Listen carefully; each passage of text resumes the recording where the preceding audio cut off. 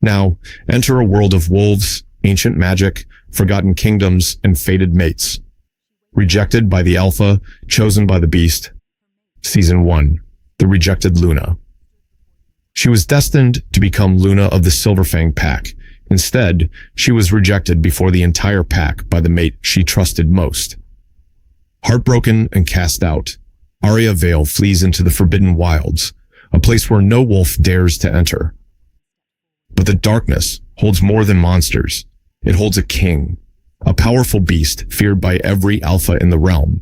And when fate brings Aria face to face with the legendary Beast King, she discovers that her rejection may have been the first step toward a destiny far greater than she ever imagined. As ancient powers awaken and old enemies emerge from the shadows, Aria must decide who she truly is and what she's willing to fight for. This is Rejected by the Alpha, chosen by the Beast.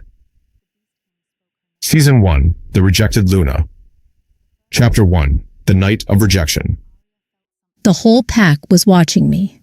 I stood before the moon altar in a pale blue dress, my hands cold, my heart beating too fast. Tonight, I was supposed to become Luna. Tonight, Lucien Stormfang was supposed to accept me. My mate, my Alpha, the man I had loved before the moon goddess ever tied my soul to his. Lila squeezed my arm beside me. "Stop shaking," she whispered. "This is your night." I tried to smile. I know, but when Lucien entered the clearing, that smile almost slipped. He looked powerful beneath the moonlight. Tall, broad-shouldered, dressed in black ceremonial robes, with the entire Silverfang pack bowing their heads as he passed. My chest tightened with pride. Then his eyes met mine. Cold, distant, wrong. I swallowed hard. Maybe he was nervous. Maybe the pressure of becoming Alpha was weighing on him. The elder stepped forward. The sacred fire burned between us. The lead elder raised his hand. "Alpha Lucien Stormfang," he said, his voice carrying through the clearing. "Do you accept the mate bond given to you by the moon goddess?" The pack went silent. I held my breath. Lucien did not look at the elder. He looked at me. For one heartbeat, I saw pain in his eyes. Then it disappeared. "No." The word cut through the clearing. My smile froze. The elder blinked. "Alpha Lucien?" Lucien's jaw hardened. I said no.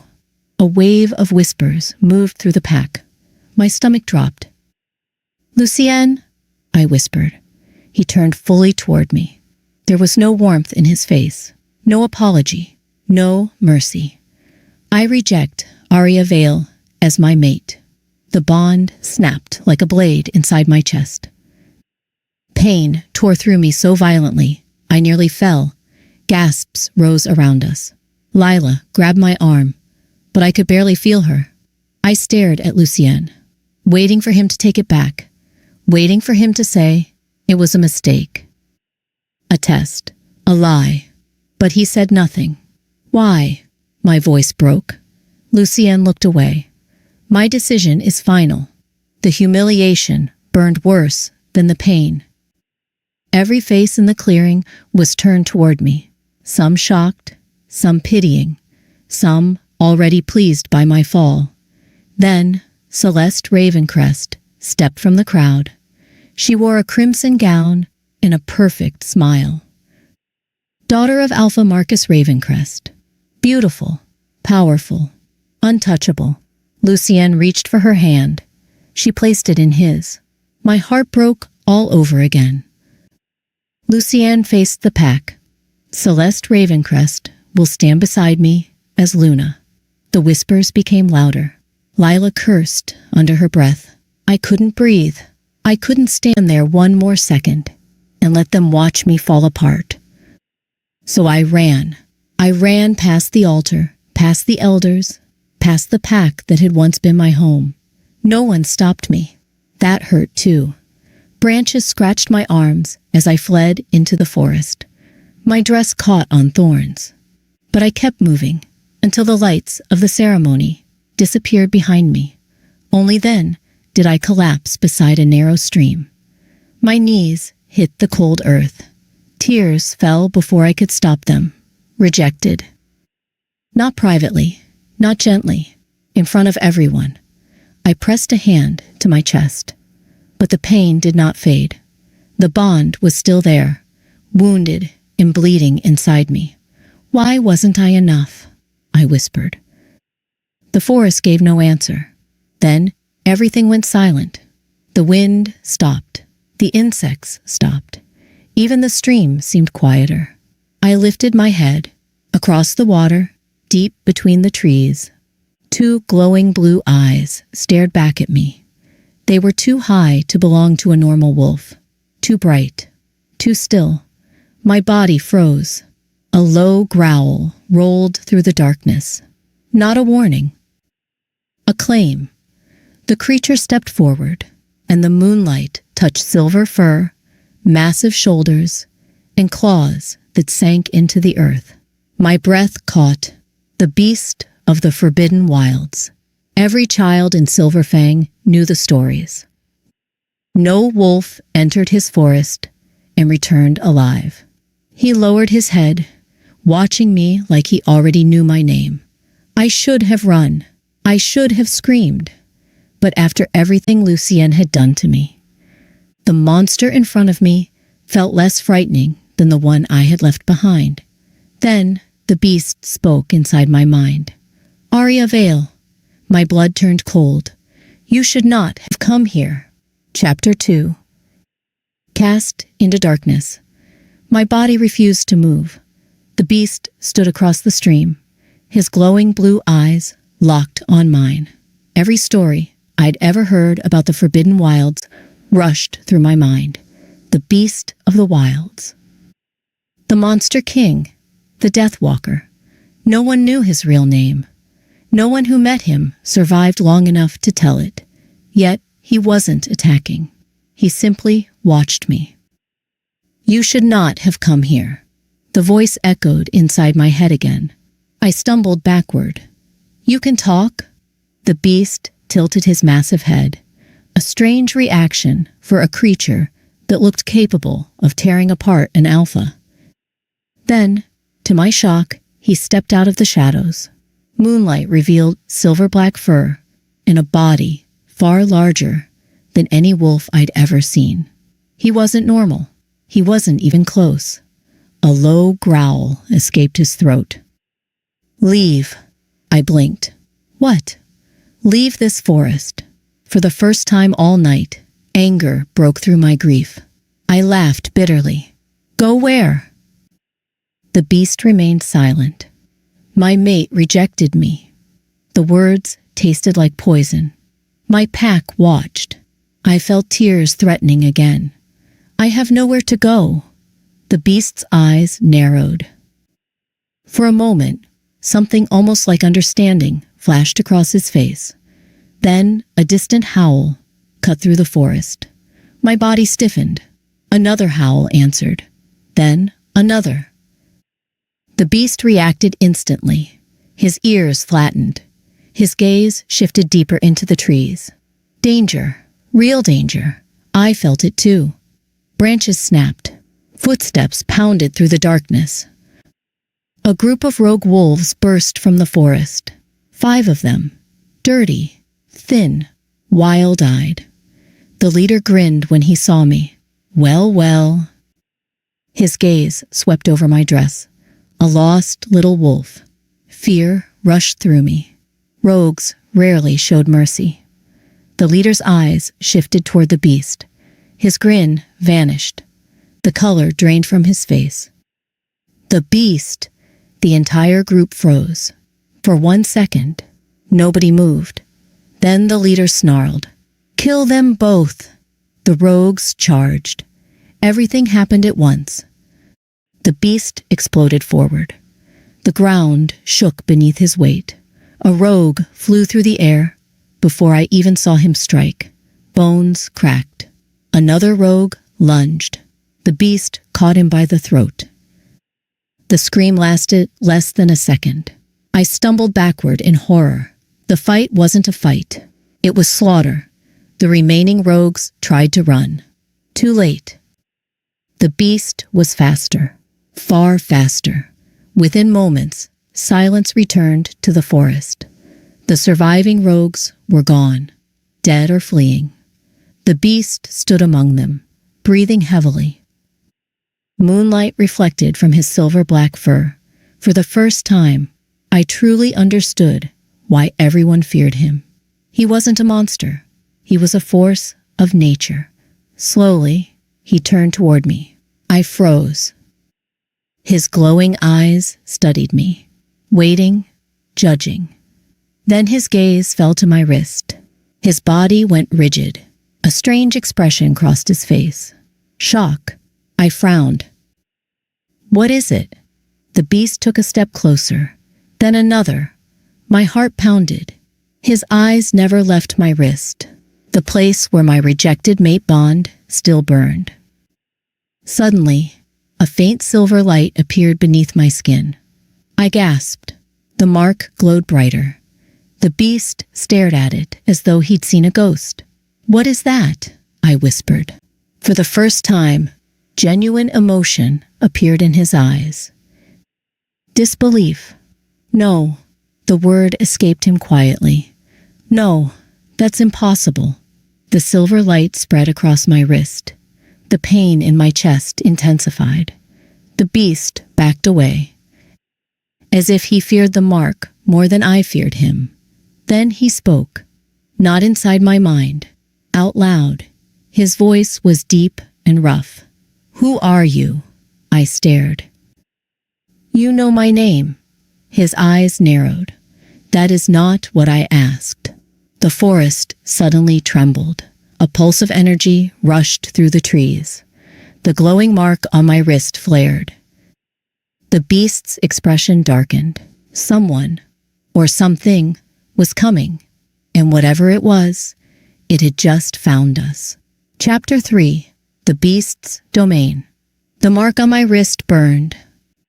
Silver light pulsed beneath my skin. The forest trembled around us. The beast's eyes narrowed toward the darkness. Something was coming, something powerful. Stay behind me.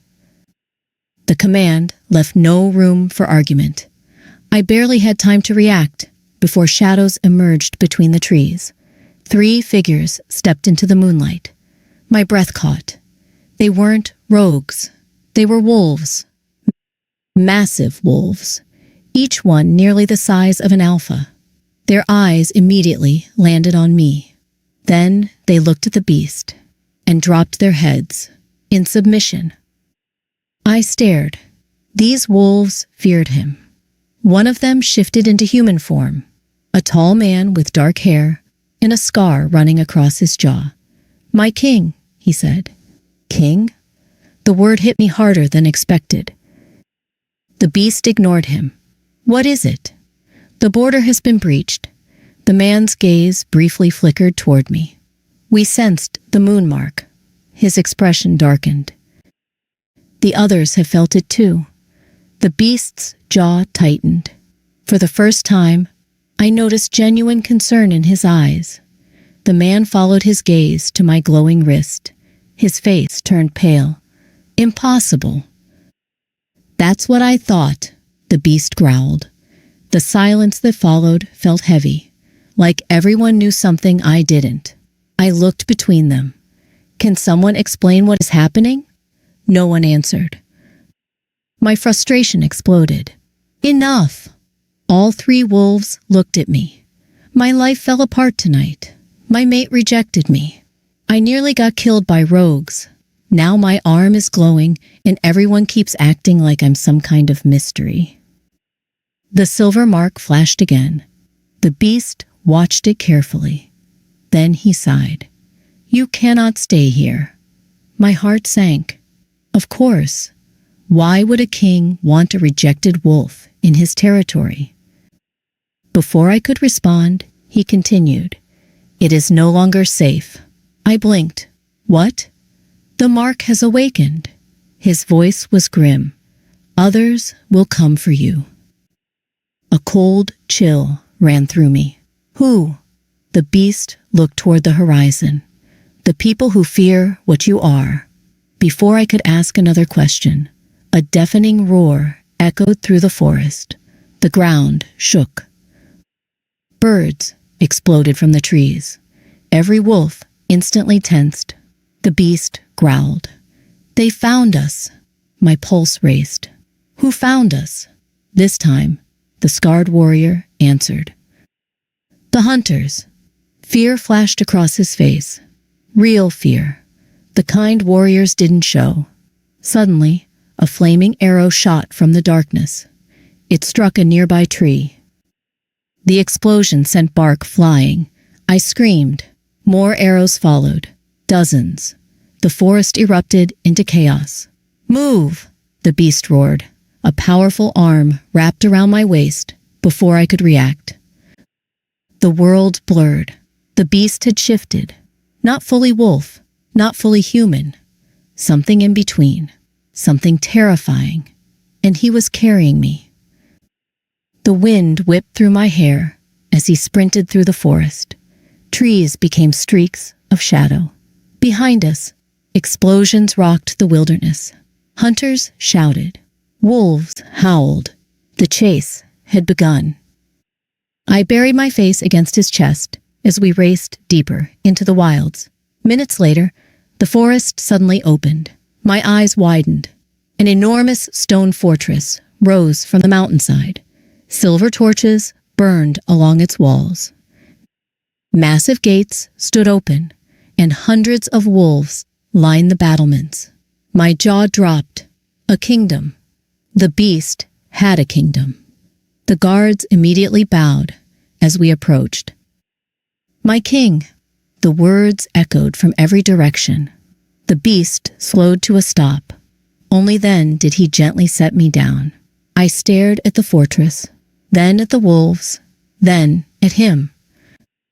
The realization hit me all at once. The stories had been wrong. The beast wasn't hiding in the wilds. He ruled them. The gates slowly opened. The beast looked down at me. His glowing blue eyes softened slightly.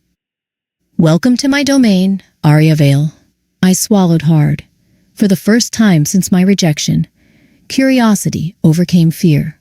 Who are you? A faint smile touched his lips, the first I'd seen. My name is Zephyr Duskbane, the Beast King, and somehow I had just become the most important person in his kingdom. Chapter 4. The Mark of Destiny. I couldn't stop staring. The fortress was unlike anything I'd ever seen. Massive stone walls surrounded the mountain stronghold. Silver banners hung from towers, each marked with a symbol I didn't recognize. The Beast King's symbol. Or rather, Zephyr's. The thought felt strange. The monster from every childhood story had a name and a kingdom. As we entered the fortress, wolves lined the halls. Some bowed. Others stared. Every gaze eventually landed on me. The rejected wolf stands beside their king. I hated being the center of attention. Unfortunately, that seemed impossible tonight. Zephyr led me through several corridors before stopping outside a large chamber. You'll stay here. I stepped inside. The room was larger than my entire house back in Silverfang. A fireplace crackled near one wall.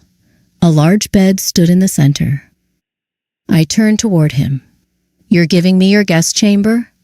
A faint smirk appeared. You sound surprised. You kidnapped me. His eyebrow lifted. I saved you. That depends on whom you ask. To my surprise, a laugh escaped him. A real laugh. The sound caught me off guard. For a second, he looked less like a terrifying king and more like an ordinary man. Then his eyes drifted to my wrist. The silver mark had returned, glowing softly beneath my skin. The amusement vanished from his face. Show me. I hesitated. Why? Because that mark shouldn't exist. The seriousness in his voice made my stomach tighten. Slowly, I held out my arm. Zephyr stepped closer, much closer. The air suddenly felt warmer. His fingers gently wrapped around my wrist. The moment he touched me, the mark exploded with light. I gasped. A powerful pulse rushed through my body. Silver energy swirled around us. Zephyr immediately released me. Shock filled his face. The same shock I'd seen in the forest. What was that? He didn't answer. Zephyr. His jaw tightened. Impossible. I folded my arms. Everyone keeps saying that. He paced across the room. This mark vanished centuries ago. You're still not explaining anything. A long silence followed. Finally, he stopped. The moon mark only appears on members of the moonborn bloodline. The name meant nothing to me. I frowned. I've never heard of them. Almost no one has. His expression darkened, because they were hunted to extinction. A chill ran through me. What does that have to do with me? His eyes met mine. Everything. Before I could respond, a knock sounded at the door. The scarred warrior from earlier entered. Forgive the interruption, my king. Zephyr looked annoyed. What is it? The council is demanding answers. The warrior's gaze shifted toward me. They know about the mark. Of course they did. Nothing stayed secret for long. Zephyr sighed. Tell them I'll be there shortly. The warrior nodded and left. The moment the door closed, I turned back to Zephyr. Who am I? The question slipped out before I could stop it. His expression softened. Not much, just enough. I don't know. The answer hurt more than I expected. For 18 years, I thought I knew exactly who I was. Aria Vale, daughter of ordinary wolves. Future Luna of Silverfang. Now, everything felt uncertain. Zephyr walked toward the door. You should rest. I laughed bitterly. After tonight, a ghost of a smile appeared. Fair point. Then he paused. His gaze lingered on me. Almost as if he wanted to say something. Instead, he turned away. Locked the door. My heart skipped. Why? The smile vanished. The moment that Mark appeared, you became the most valuable person in the realm. A knot formed in my stomach. Valuable to whom? Zephyr's eyes hardened. Everyone. The door closed behind him. I stood alone in the room. The silence felt heavier than before. Slowly, I looked down at my wrist. The silver mark was glowing again. Brighter this time.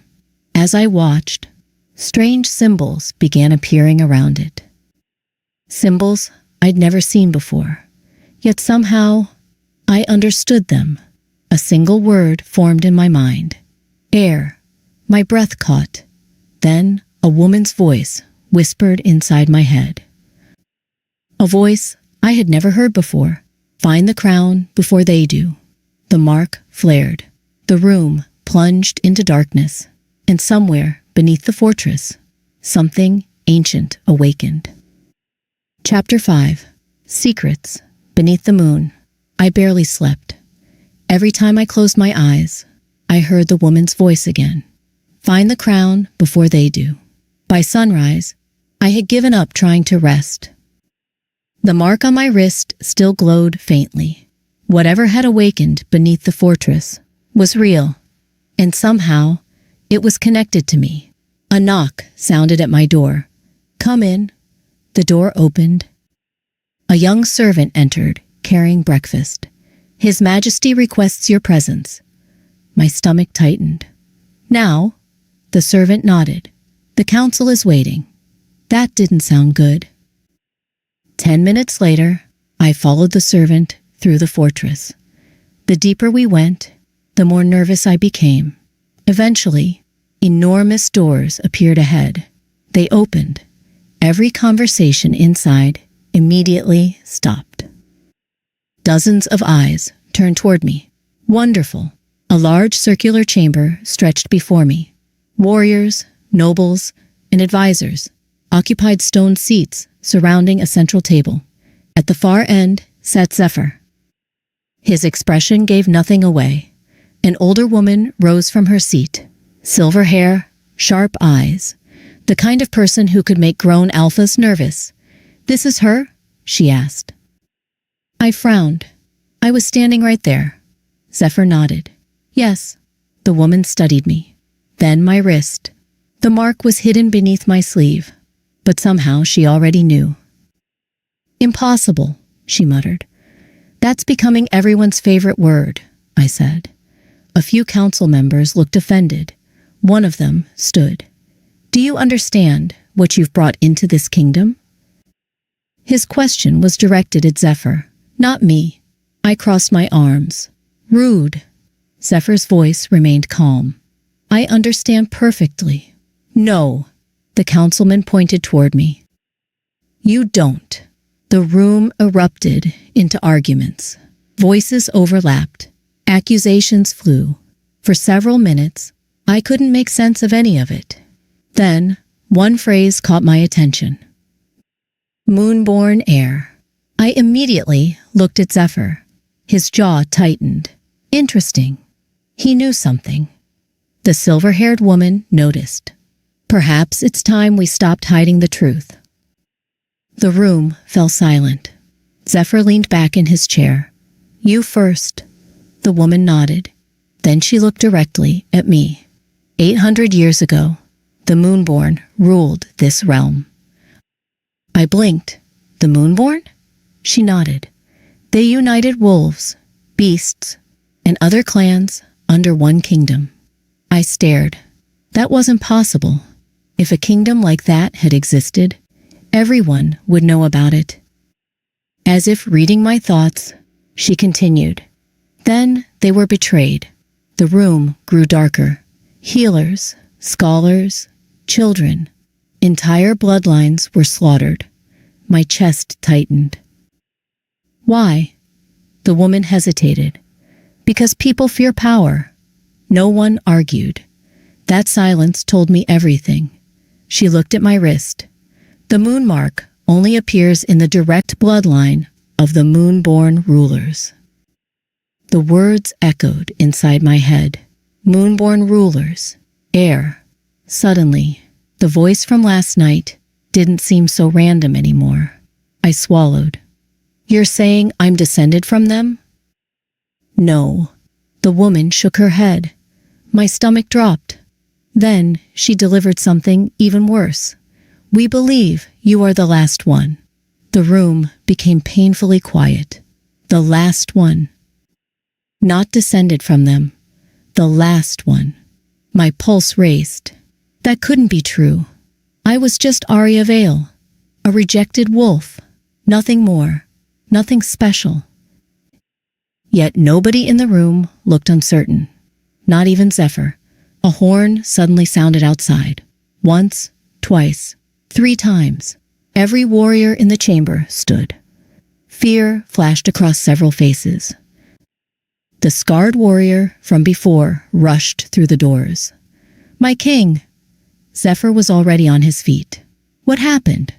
The warrior's expression was grim. A messenger arrived from Silverfang. My breath caught. Silverfang. My former pack. Zephyr frowned. "What do they want?" The warrior looked directly at me. "They're demanding Aria Vale be returned immediately." The room exploded into chaos. But one thought drowned out everything else. After rejecting me, why did Lucien suddenly want me back? Chapter 6. The Alphas regret I hadn't slept in 3 days. Every time I closed my eyes, I saw Aria, standing before the moon altar, looking at me as if I had ripped her heart from her chest. Maybe I had. The worst part wasn't her tears. It was the look of disbelief. She had trusted me, and I had destroyed that trust in front of the entire pack. A knock sounded on my office door. "Enter." Celeste walked inside. Beautiful, elegant, everything a future Luna should be. At least that was what everyone kept telling me. "You missed dinner again," she said. I didn't answer. Her smile faded. "This is about Aria." I looked out the window. "Leave." "Lucien," I said, "leave." For a moment, anger flashed across her face. Then it disappeared. She turned and walked away. The moment the door closed, I exhaled heavily. I should have felt relief. I should have felt satisfaction. I had secured an alliance with the strongest neighboring pack. The elders approved. The council approved. My father would have approved. So why did it feel like my entire world was collapsing? A sudden pain shot through my chest. I clenched my jaw. The rejected mate bond. It should have disappeared. Instead, it seemed stronger every day, as if something refused to let go. The office door burst open. This time, it was Beta Rowan. His expression was grim. "Alpha." I immediately stood. "What happened?" "We found evidence." My stomach tightened. Evidence. The investigation. For days, Rowan had been looking into something that didn't make sense. The anonymous letters, the warnings, the rumors that had appeared right before the ceremony. Rumors about Aria. Rumors that had convinced the council she would weaken the pack. Rumors that had pushed me towards Celeste. Talk. Rowan placed several documents on the desk. I picked them up. My blood turned cold. Forged, every single one. The signatures, the accusations, the reports, all fake. I looked at Rowan. "Who?" His face darkened. "Someone inside the council." My pulse pounded. "No." Rowan nodded. "They manipulated everything." The room spun. I remembered every argument, every warning, every conversation that had convinced me to reject Aria was necessary. All of it had been built on lies. My hands shook. I thought of Aria standing beneath the moon, waiting for me, trusting me. The realization hit like a hammer. I hadn't protected my pack. I had betrayed her. A low growl escaped my throat. Who was behind it? Rowan hesitated. That hesitation told me everything. It was Celeste's family. The silence that followed was deadly. I stared at him, waiting for him to laugh, to tell me it wasn't true. He never did. They wanted the alliance. My wolf exploded with rage. The desk shattered beneath my fists. Wood splintered across the room. Rowan didn't move. Smart man. Because at that moment, I wanted to tear someone apart. And for the first time in my life, that someone wasn't an enemy. It was me. Hours later, I stood alone at the edge of the Forbidden Wilds. The forest stretched endlessly before me. Dark, silent, dangerous. Every story I had ever heard warned against entering. No wolf returned. I didn't care. Aria was in there. I could feel it. The mate bond still connected us. Weak, damaged, but alive. A horse approached behind me. Rowan dismounted. "You can't be serious." "I am." "The Beast King will kill you." "Maybe." Rowan stared. "Then why go?" I looked toward the darkness, because I finally understood something. The night I rejected Aria wasn't the worst mistake of my life. Letting her leave alone was. If she died in that forest, I would never forgive myself. I mounted my horse. Rowan cursed. "Lucien." I paused. "What?" The beta's expression softened. "Bring her home." Home. The word stabbed me, because I wasn't sure Silverfang was her home anymore. Not after what we had done. Not after what I had done. I turned toward the forest. The shadow swallowed me almost immediately. Hours passed. The deeper I traveled, the stranger the wilds became.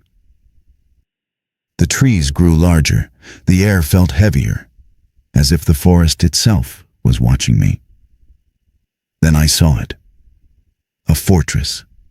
Massive stone walls rising from the mountains. Silver banners. Hundreds of guards. My horse stopped. So did my heart. The stories had been wrong. The beast wasn't hiding. He was ruling. Movement caught my eye. A figure appeared on the fortress wall. A woman. My breath stopped. Aria. She stood beside a tall man dressed in black. Their shoulders nearly touched. They were talking. Laughing. The sound hit harder than any blade, because I realized something in that moment. She looked happier standing beside the Beast King than she ever had standing beside me. And for the first time, I was afraid I had already lost her forever. Chapter 7. Blood and Betrayal. I couldn't stop looking at her. Aria stood on the fortress wall beside Zephyr Duskbane. The Beast King, the monster from every nightmare I'd heard growing up. Yet she wasn't afraid of him. She was smiling. Actually smiling. The sight twisted something inside me. Because I couldn't remember the last time she had smiled at me like that. Before I could think further, horns echoed from the fortress. The gates began opening. A group of riders emerged. At their center was Zephyr. Aria rode beside him. My pulse quickened. This was my chance. I stepped from the trees. Immediately, dozens of wolves surrounded me. Weapons drawn. Growls filled the air. Zephyr's eyes narrowed. "What are you doing here, Alpha?" His voice was calm. Too calm. I ignored him. My eyes found Aria. For a moment, neither of us spoke. Then she looked away first. That hurt more than I expected. I came to talk. Zephyr folded his arms. "You crossed my borders for a conversation?" "I came for Aria." The temperature seemed to drop. Several warriors shifted uneasily. Aria's expression hardened. "Why?" The question hit me harder than any accusation. Because I deserved it. I forced myself to meet her eyes. I made a mistake. A bitter laugh escaped her. "A mistake? Aria, you rejected me in front of the entire pack." Every word struck like a blade. "You humiliated me." I had no defense, no excuse, only regret. "I know. No." Her eyes flashed. "You don't." The pain in her voice cut deeper than anger ever could. For several seconds, silence stretched between us. Then Zephyr stepped forward. Enough, just one word. But somehow it carried more authority than a shout. His gaze remained fixed on me. "Leave." My wolf immediately bristled. "I wasn't speaking to you." A dangerous smile touched his lips. "And yet, you stand in my kingdom." The tension exploded. Several warriors reached for their weapons. So did mine. One wrong move and blood would cover the ground. Then suddenly Aria gasped. Every head turned. She had grabbed her wrist. The moon mark glowed brightly beneath her skin. Brighter than before. Far brighter. Aria stumbled. I moved instinctively. So did Zephyr. We reached her at the same time. My hand touched hers. The moment it did, pain shot through my body. Silver light erupted from the mark. The ground shook. Everyone jumped back. A strange symbol appeared in the air above Aria. Ancient. Powerful. unknown. The wolves around us stared in shock. The mark pulsed again. Then a voice echoed across the valley. Not spoken, felt. Air. The words seemed to them from everywhere. The sky, the earth, the mountains themselves.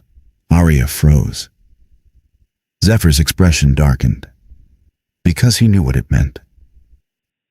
I could see it. The moment the light faded, chaos erupted. What was that? The prophecy. It can't be. The warriors began arguing. But one man wasn't arguing. He was watching. A guard standing near the rear of the group. I noticed him because of his eyes. Cold, calculating, wrong. Before anyone could react, he moved. A hidden blade flashed beneath his cloak. Stray impossible to Aria. Time slowed. I saw the assassin. I saw the blade. And I saw Aria standing completely unaware. Without thinking, I lunged. The assassin's knife buried itself deep into my shoulder. Pain exploded through me. Aria screamed. The assassin tried to strike again. He never got the chance. Zephyr reached him first. The Beast King's hand closed around the man's throat. A sickening crack echoed through the valley. The assassin dropped lifelessly to the ground. Silence followed. Heavy, dangerous silence. Blood dripped from my shoulder onto the dirt. Aria knelt beside me. For the first time since my rejection, her hands touched me. Not out of love, not out of affection, but concern. And somehow that felt like both a blessing and a curse. You're bleeding. I managed a weak smile. I noticed. Her eyes filled with frustration. You're an idiot. The words should have offended me. Instead, they made me laugh. Because for one brief moment, she sounded like the Aria I remembered. Then Zephyr picked up something from the dead assassin's body. A silver emblem. His face immediately darkened. What is it? Aria asked. Zephyr stared at the symbol. The Shadow Order. A chill swept through the gathered wolves. Even I had heard that name. An organization thought to be extinct. Hunters of ancient bloodlines. Killers. Fanatics. Aria looked between us. What does that mean? Zephyr's eyes found hers. It means someone knows exactly who you are. The moon mark flared again. And somewhere far beyond the fortress walls, someone was already preparing the next attack. Chapter 8. The War Gathering. My shoulder still hurts. Not that I cared. The pain was a reminder that I've almost failed Aria again. 3 days had passed since the assassination attempt. 3 days of tension. 3 days of watching the Beast Kingdom prepare for something bigger, something worse. I stood on the fortress wall, staring across the valley. The Shadow Order. The name refused to leave my mind. If they had sent an assassin, more would follow. They wouldn't stop until Aria was dead. Footsteps approached behind me. I didn't need to turn around. Zephyr. The council is waiting. His voice was as cold as ever. I glanced at him. You still don't trust me? No. At least he was honest. I almost laughed. I took a knife for her. And you're the reason she was vulnerable in the first place. That shut me up. Because he wasn't wrong. A horn echoed through the fortress. The meeting was starting. Together, we entered the council chamber. The room was already full. Warriors, advisors, clan leaders. Even Aria was there. My chest tightened the moment I saw her. She sat beside the silver-haired elder, studying a map spread across the table. Focused, confident, stronger than the girl who had run from the moon altar. For a moment, pride replaced regret. Then reality returned. I no longer had any right to feel proud. Zephyr moved to the head of the table. The Shadow Order has revealed itself. The room fell silent. We have intercepted reports from across the realm. Several maps were unrolled. My stomach dropped. Red markers covered them. Dozens, maybe hundreds. "What are those?" Aria asked. The silver-haired elder answered. "Missing villages." The room grew darker. Entire settlements have vanished. A chill swept through me. Zephyr pointed toward the northern territories. Wolves. Then the eastern lands. Beasts. Then the south. Humans. The realization hit everyone at once. The Shadow Order wasn't targeting one kingdom. They were preparing for war. A warrior rose from his seat. "Then we strike first." Several voices immediately agreed. Others argued against it. The chamber erupted into chaos. Everyone talking, nobody listening. Then Aria stood. The room instantly quieted. I wasn't the only one who noticed. People listened when she spoke now. The change was impossible to ignore. "If we attack blindly, we play their game." Her voice remained calm, steady. "We don't even know where their main force is." Several leaders exchanged glances. She was right. The silver-haired elder nodded. "Continue." Aria looked around the room. "The Shadow Order wants us divided." Her eyes briefly met mine, then Zephyr's. "They want wolves and beasts blaming each other." The room remained silent, because everyone knew she was right. The Order had spent centuries creating fear, turning allies into enemies. Zephyr studied her carefully. "What do you suggest?" Aria took a deep breath. "We unite." Murmurs spread across the room. Not everyone liked that answer. One alpha stood immediately. "A wolf alliance with beasts?" His disgust was obvious. "Impossible." Another leader nodded. "Our clans have fought for generations." The argument started again, until Zephyr slammed his fist against the table. The room shook. Silence returned instantly. His gaze swept across every leader present. Generations of hatred brought us here. Nobody challenged him. "Keep fighting each other if you wish." His voice hardened. "But when the Shadow Order comes for your children, don't expect my kingdom to save them." The room went silent again. This time, nobody had a response. A messenger suddenly burst through the doors, breathing heavily, covered in dust. "My king!" Everyone turned. The messenger swallowed hard. "The western border has fallen." My blood ran cold. "What happened?" Zephyr asked. "The Shadow Order." The messenger's voice trembled. "They attacked at dawn." Several warriors jumped to their feet. "How many?" The messenger's answer hit like a hammer. 10,000. The room exploded.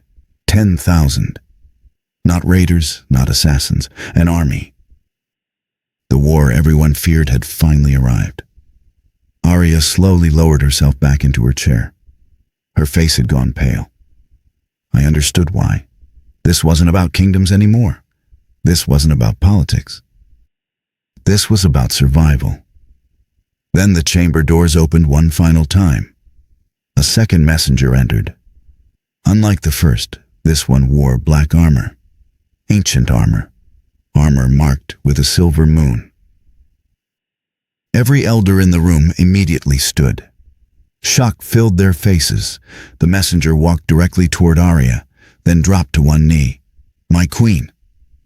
The room froze. Aria stared at him. "What did you call me?" The man lifted his head. The Moon-born Guard has finally found you. My heart stopped, because from the expressions around the room, everything was about to change. Chapter 9. The Moonfire Battle. My queen. The words echoed through the chamber. Nobody spoke. Nobody moved. I stared at the kneeling warrior. I think you have the wrong person. The man shook his head. We do not. His armor gleamed beneath the torchlight. The silver moon engraved across his chest matched the symbol that had appeared above me when the moon mark activated. The symbol everyone seemed to fear. The symbol everyone recognized, except me. The warrior lowered his head. For generations, the Moonborn Guard has searched for the last heir. My stomach twisted, and now we found her. The room remained silent. I looked around. Not a single person laughed. Not a single person questioned him. Even Zephyr looked serious, which scared me more than anything. A horn suddenly blasted from outside. Then another, and another. The fortress shook. The messenger who had brought news of the Western invasion burst back into the chamber. My king! Zephyr immediately stood. What now? The messenger was pale. The Shadow Order has arrived. Fear swept through the room. Where? The messenger swallowed. Here. Every warrior reached for a weapon. The next horn sounded louder than before. Then came the screams. The battle had begun. The fortress exploded into chaos. Warriors flooded the walls. Archers raced to defensive positions. The sound of steel filled the air. I followed Zephyr onto the battlements. The moment I looked beyond the walls, my breath caught. Thousands. The valley below was covered with enemy soldiers. Black banners stretched across the horizon, an endless sea of warriors. The Shadow Order. My heart pounded. There were too many. Far too many. Lucien stepped beside me. His expression darkened. They brought an army. They brought a kingdom. Zephyr's voice was grim. The enemy lines suddenly parted. A rider emerged. Black armor, black horse, black cloak. Even from a distance, I could feel his presence. Powerful, ancient, dangerous. The rider stopped, then slowly removed his hood. A cold smile appeared on his face. The air has finally revealed herself. My blood ran cold. His eyes were fixed directly on me. Not Zephyr, not Lucien. Me. The stranger raised his sword. Kill everyone. The battlefield erupted. The enemy charged. Thousands of soldiers surged forward. The ground trembled beneath them. Arrows filled the sky. The first wave slammed into the fortress walls. The battle began. Hours blurred together. Blood, steel, fire. Everywhere I looked, people were fighting. The Beast Kingdom held its ground, but barely. The Shadow Order kept coming. Wave after wave, as if they had endless soldiers. A massive explosion rocked the wall beneath me. Stone shattered. Warriors screamed. I nearly lost my footing. Then a shadow soldier appeared directly in front of me. His sword swung. I froze. The blade never reached me. Zephyr tore the attacker apart before he could strike. Stay behind me. Another enemy appeared. Then another. Soon, dozens surrounded us. The battle was collapsing. We're being overrun, someone shouted. Fear spread through the defenders. I looked around. People were dying. Because of me. Because the Shadow Order wanted me. The thought hit like lightning. The moon mark suddenly burned. Pain shot through my arm. I dropped to one knee. The world blurred. Voices faded. The battlefield disappeared. And for a moment, I saw her. A woman made entirely of silver light. Beautiful, ancient, powerful. The same voice from my dreams. The same voice from the darkness beneath the fortress. The moon goddess. You cannot run from what you are. My breath caught. I don't know what I am. The woman smiled. Then, it is time you remembered. The silver light exploded. The battlefield returned, but something had changed. The moon mark blazed brighter than the sun. Energy poured through my veins. Power, ancient power. The kind kings built empires around. The kind wars were fought over. Everyone stopped fighting. Everyone stared. Silver fire erupted around me. Moon fire. The words appeared in my mind, as naturally as breathing. The shadow soldiers stepped back in fear. Their leader's smile vanished. Impossible. The same word everyone kept using. But this time, I understood why. I raised my hand. The moonfire answered. A wave of silver flames surged across the battlefield. The ground shook. Dark magic shattered. Enemy weapons crumbled. Hundreds of shadow soldiers fled in terror.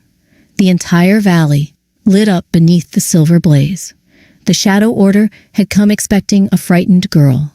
Instead, they had awakened the last Moonborn. And judging by the fear in their eyes, they finally realized their greatest mistake. Chapter 10 in The Beast's Mate. The battlefield was silent. Thousands of eyes stared at me. The silver flames slowly faded from my hands. Moonfire. The name felt familiar now, as if it had always belonged to me. The Shadow Order soldiers were retreating. Fear had replaced their confidence. For the first time since the battle began, hope spread through the fortress. But it didn't last. A slow clap echoed across the valley. Everyone turned. The leader of the Shadow Order remained mounted on his black horse. Unlike his soldiers, he wasn't afraid. He was smiling. Remarkable. My stomach tightened. The man removed his helmet. His face was young, too young. Yet his eyes felt ancient, cold, merciless. I've waited centuries to see that power again. Zephyr stepped in front of me. The stranger laughed. You cannot protect her forever, Beast King. His gaze shifted to me. Do you know who I am? I shook my head. The smile widened. My name is Malachar. The name sent a ripple of fear through the older warriors. Even the silver-haired elder went pale. Impossible. Dead. The words spread through the crowd. Malachar laughed. They always say that. He slowly dismounted. Dark energy rolled off his body. The ground blackened beneath his feet. I helped destroy the Moonborn Kingdom. My blood froze. You? His eyes glittered. Yes. Rage exploded inside me. People had died because of him. Entire bloodlines, families, children, all erased. Malachar looked pleased by my reaction. Good. The darkness around him intensified. Hate makes power easier to control. Before anyone could move, he attacked. The world exploded. Black energy surged across the battlefield. Warriors were thrown from their feet. Walls cracked. The fortress trembled. I unleashed moonfire.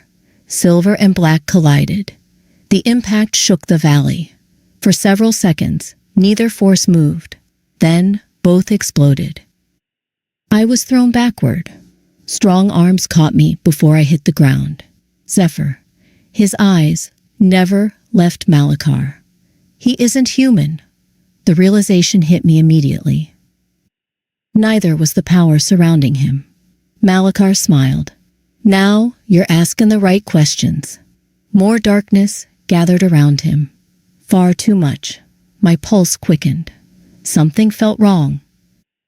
Then I saw it. The cracks. Not in the ground, in him. His body was unstable, as if he was struggling to contain his own power. The silver-haired elder suddenly shouted, "He's not fully free." Everyone looked at her. She pointed at Malachar. "The prison still holds part of him." Understanding flashed across Zephyr's face. The enemy leader wasn't truly free. Not yet. This was only a fraction of his strength, which meant he could still be stopped. Zephyr looked at me. Now. I nodded. Together we charged. Moonfire exploded from my hands. Zephyr shifted mid-run. The Beast King emerged in all his terrifying glory. Massive, powerful, unstoppable. Malachar attacked. Darkness crashed into us. Moonfire answered. The valley shook. The battle became chaos. Light, darkness, fire, steel. For one desperate moment, everything balanced. Then Zephyr broke through. His claws tore across Malachar's chest. The Dark Ruler staggered. I seized the opportunity. The moon mark burned. Power flooded through me. Every voice of the Moonborn seemed to whisper at once. Now, I thrust both hands forward. A pillar of silver fire erupted from the sky. It slammed into Malachar. The darkness shattered. His scream echoed across the battlefield. The Shadow Order soldiers panicked. Their leader was losing. Malachar fell to one knee. His body flickered, breaking apart. But before he vanished, he looked directly at me. And smiled. A cold, terrible smile. This isn't over. Fear crawled down my spine. Because I knew he was right. The darkness swallowed him. Then he was gone. The battlefield fell silent. The Shadow Order army broke. Thousands fled into the wilderness. The war was over. For now. Cheers erupted from the fortress walls. Warriors embraced. Weapons were raised. For the first time in days, people smiled. I should have been celebrating too. Instead, I looked toward the horizon. Malachar wasn't dead. Something worse was coming. I could feel it. A hand gently found mine. Zephyr. I looked up. His blue eyes held something I hadn't expected. Relief. You did it. I smiled weakly. We did it. For a moment, neither of us spoke. The noise of the celebration faded around us. The world felt smaller, quieter. Just him and me. Then Zephyr dropped to one knee. The entire fortress gasped. My heart stopped. The Beast King looked up at me. Not as a ruler, not as a warrior. As a man. As long as I live, I will protect you. Emotion tightened my throat. His gaze never wavered. You are my future, Aria Vale. Tears filled my eyes. Not tears of pain. Not tears of rejection. Something better. Something stronger. For the first time since Lucien broke my heart, I felt chosen. Not because of prophecy. Not because of power. Because of who I was. I smiled and placed my hand in his. The fortress erupted into cheers, but far beyond the mountains, deep within a forgotten prison, a pair of crimson eyes opened, and Malachar's voice whispered through the darkness. The Moon Queen has returned. Season 2, Chapter 1, The Ancient Awakening. For 3 months, the realm had known peace. Or at least, the illusion of it. The Shadow Order had vanished after the Battle of Moonfire. The surviving kingdoms were rebuilding, and somehow, I had become the center of it all. Moonborn heir, future Moon Queen, savior of the realm. Titles I never asked for. Titles that still felt strange. I stood on a balcony overlooking the Beast Kingdom as dawn painted the mountains gold. Below, merchants filled the streets. Children played. Life had returned. A pair of strong arms wrapped around my waist. I smiled before turning around. Zephyr. The Beast King leaned down and kissed my forehead. You're thinking too much again. I laughed softly. You say that every morning. Because it's true, every morning. His grin made my heart flutter. 3 months ago, I would have called that impossible. Now I couldn't imagine my life without him. A horn suddenly echoed through the kingdom. Once, twice, 3 times. The smile vanished from Zephyr's face. Mine too. That wasn't a celebration horn. That was an emergency signal. We exchanged a look, then ran. The council chamber was already full when we arrived. Every face looked tense. The silver-haired elder stood near the center of the room. A map lay spread across the table. Several red circles had been drawn across it. My stomach tightened. What happened? The elder pointed toward the northern territories. Earthquakes. Zephyr frowned. Natural? No. The answer came immediately. The room grew quiet. The elder looked directly at me.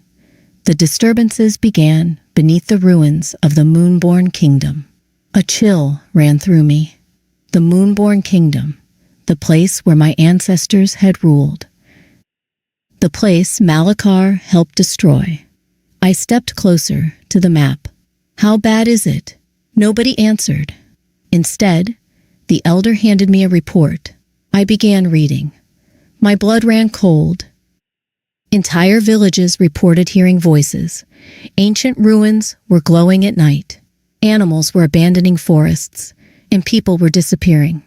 The last report was the worst. A crack. Deep beneath the ruins.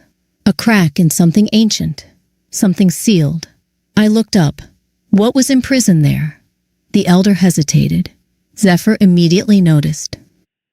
You know, the room fell silent. The elder slowly nodded. Then she spoke the name. The Hollow King. The air itself seemed to freeze. Even Zephyr's expression darkened. I frowned. I've never heard of him. The elder looked almost relieved. That's because history tried to forget him. Those words didn't make me feel better. What is he? The elder swallowed. Then answered. The first king. Every person in the room stared at her. The ruler who existed before wolves, beasts, and humans formed separate kingdoms. My pulse quickened. He united the world. For a brief second, that didn't sound terrible. Then she continued. By force. There it was, the part everyone feared. He conquered every nation that resisted him. The elder's voice dropped lower. When the Moonborn finally defeated him, they couldn't kill him.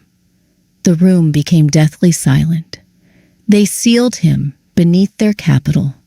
My heart pounded. The ruins, the earthquakes, the glowing symbols. Suddenly, everything made sense. Something was breaking that prison, or someone. A loud boom shook the fortress. Everyone jumped.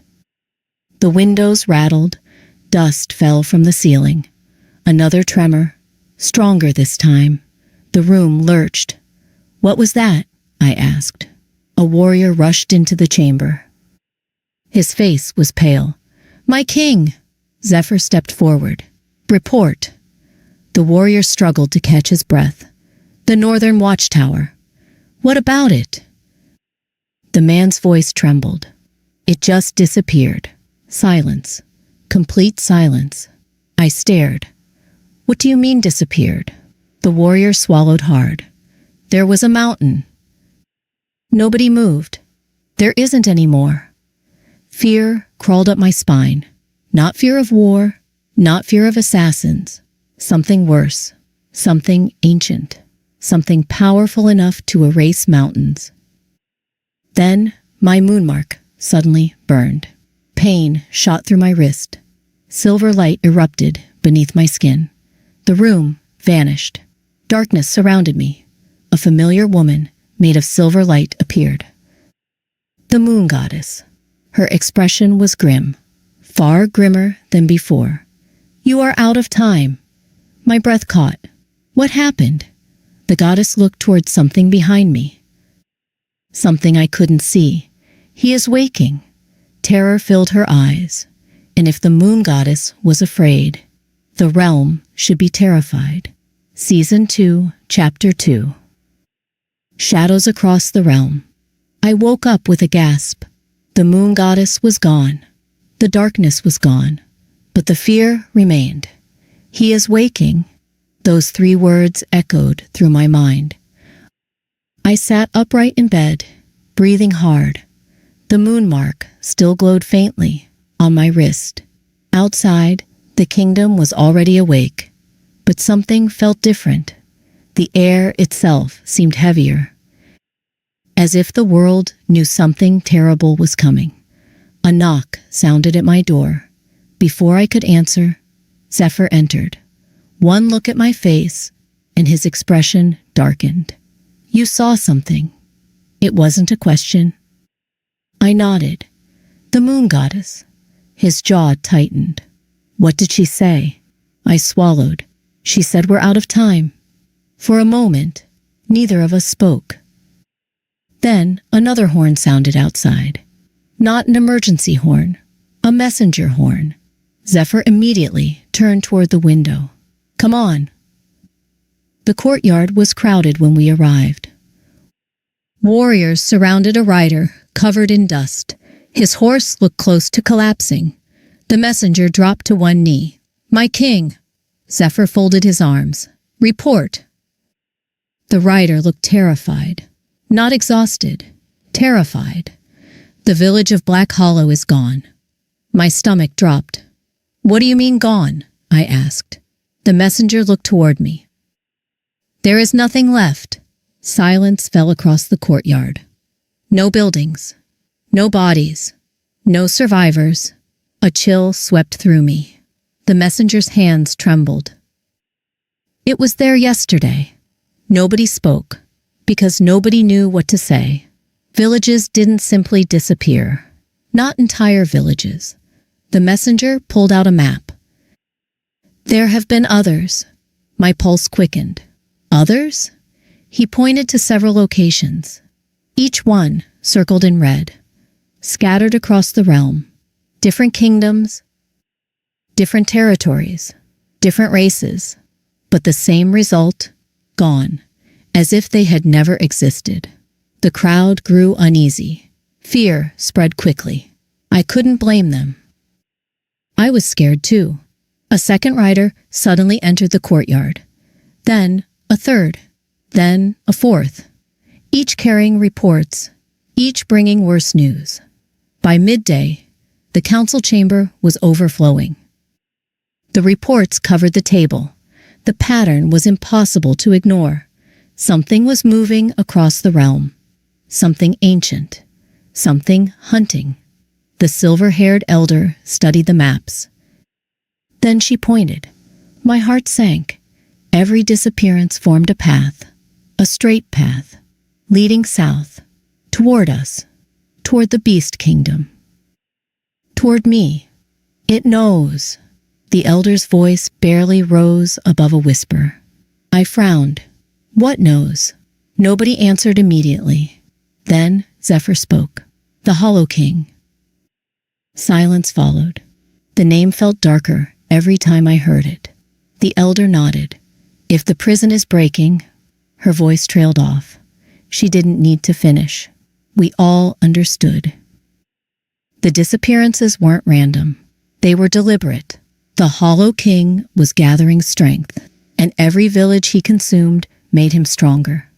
A warrior burst through the doors. My king! Zephyr stood immediately. What happened? The warrior looked pale. The northern scouts have returned. Hope flickered inside me. Maybe they had answers. Maybe they're dead. The hope vanished instantly. The room froze. What? The warrior swallowed. All of them. My pulse raced. How? The warrior's voice shook. They weren't killed. The silence that followed felt wrong, deeply wrong. "What do you mean?" I asked. The warrior looked directly at me. "They were old." Confusion spread across the room. "Old?" The warrior nodded. "They left 3 days ago." Fear filled his eyes. "When we found them, they looked 100 years older." The room went deathly still. My blood ran cold. The Hollow King wasn't simply destroying people. He was taking something. Their lives, their years, their time. A sudden pain shot through my wrist. I gasped. The moon mark flared. Silver light spread across my skin. Everyone immediately stepped back. A vision exploded inside my mind. A ruined city, broken towers, endless darkness, and a giant throne made from black stone. Someone sat upon it. A shadow, a king. His eyes slowly opened, ancient gold, filled with hunger, and somehow he was looking directly at me. A deep voice echoed through my head. "Moonborn." My heart stopped. The shadow smiled. "I remember your blood." The vision shattered. I staggered backward. Zephyr caught me before I fell. "Aria!" I looked up at him, terrified, because for the first time, the Hollow King knew exactly where I was. Season 2, Chapter 3. The Lost Prophecy. The Hollow King had seen me. Not in a vision, not through a dream. He had seen me. The realization haunted me for days. No matter where I went, I could still hear his voice. "Moonborn, I remember your blood." I stood in the royal library, staring at an ancient map spread across a table. Nothing made sense anymore. The Hollow King was awakening. Villages were disappearing. And somehow, I was connected to all of it. A chair scraped across the floor. I looked up. Zephyr sat beside me. "You've been in here for 6 hours. I glanced back at the map. I couldn't sleep. "Again?" I sighed. "Again." His expression softened. For a moment, neither of us spoke. Then another voice interrupted. "My king." The silver-haired elder entered, carrying a large wooden chest. My attention immediately shifted. The chest looked ancient. Its surface was covered in faded silver symbols. The Moonborn symbols. The elder carefully placed it on the table. "I think I found something." Zephyr stood. "So open it." The elder nodded. She pressed her palm against the lid. The symbols began glowing. A hidden lock clicked. Slowly, the chest opened. Inside rested a single scroll. The parchment looked older than anything I'd ever seen. The moment I touched it, the moon mark burned. Silver light flashed across the room. The scroll unrolled itself. Every person stepped closer. Ancient words covered the page. Words that should have been impossible to read. Yet somehow, I understood every one. My voice barely rose above a whisper. "It's a prophecy." Silence filled the library. I continued reading. "When darkness rises from beneath the fallen throne." A chill ran through me.